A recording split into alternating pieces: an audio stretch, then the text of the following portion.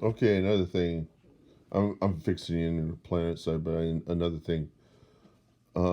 There's two problems that we got in the government, and one of them is called the revolving door.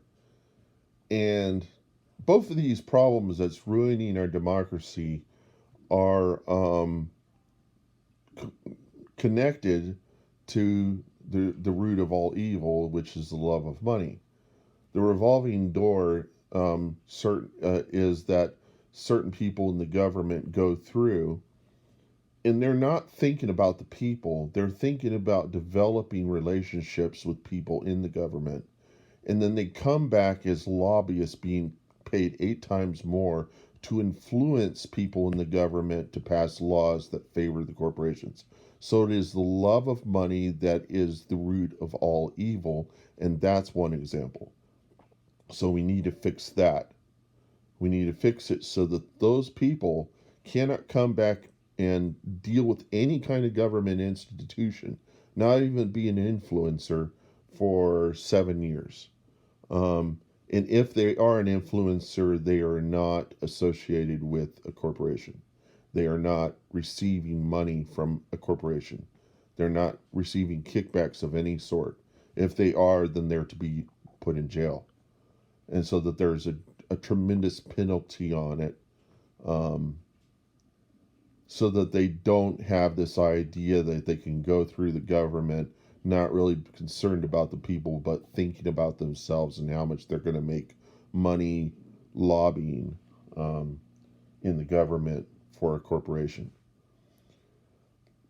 The other thing is that the rich nominate the people we vote for, and according to Lawrence Lessig, that can be fixed by giving everybody a $50 voucher.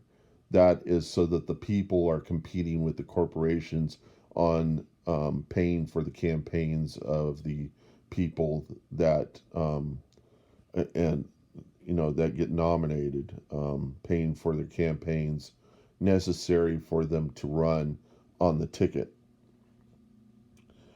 And this is really just a suggestion to the world, but I'm still saying that Christians shouldn't really be involved in voting, because, and if they are, to go into a voting booth and to pick random buttons, but to say a prayer beforehand, ask God for guidance, and then just go in squinting, pressing buttons, you know, because when you come back to your friends and they ask you who you voted for, you will have no clue. You'll say, I just squinted and pressed buttons. I don't know who I voted for. Then they really don't have any reason to like you or hate you. It's they're kind of like, oh, well, that's different,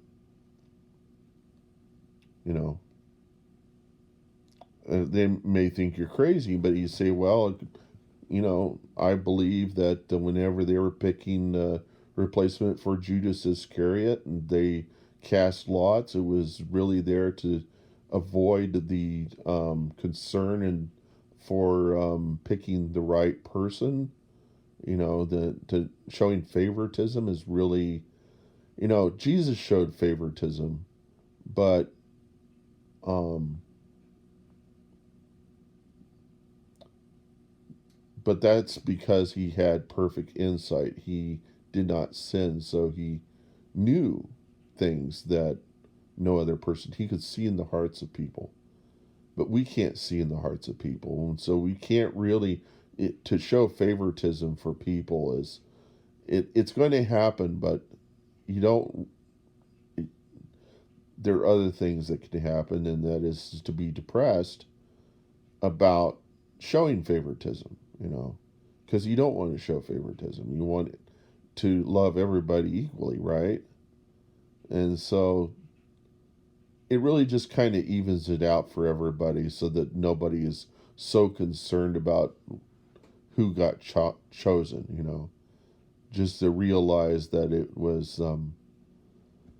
it happened by random chance, and you either lucky or not, but there it was up to God to determine who, and God is a better chooser than we are. And There are still going to be people that say they don't believe in God, they don't believe Jesus ever existed. Don't let them influence your perspective. Um, Go ahead and say what you're going to say, even though they don't believe. Because eventually they're going to start to realize that there's some logic inside of the philosophy. They may never they may never follow it, but that's not important. What's important is for them to understand the logic, to understand the ideas, to understand something about you. Because if they desire to be your friend, they would understand stuff about you just as you would understand stuff about them. If they don't, if they would choose not to be your friend on the basis that they don't like your religion, then let them go. Because, it's their choice. It isn't, it isn't a choice that you can really make if you're pursuing Jesus. It's not really a choice you can make on whether or not to. You can't compromise your pursuit of Jesus in order to favor um, a friend. And so, keeping quiet about things that you believe in and that affect you and that you live by is just saving face. It's vanity. It's avoiding social. It's avoiding developing a bad reputation among a group of people. It's a fear of having a bad reputation. It's a fear of being perceived. You can't satisfy everybody. You know, you just got to let them go. Let them go do their own thing. Let them go think their own thoughts. You know, it's like the Beatles song, "Do what you want to do, and go where you're going to. Think for yourself, because I'm not going to be there with you."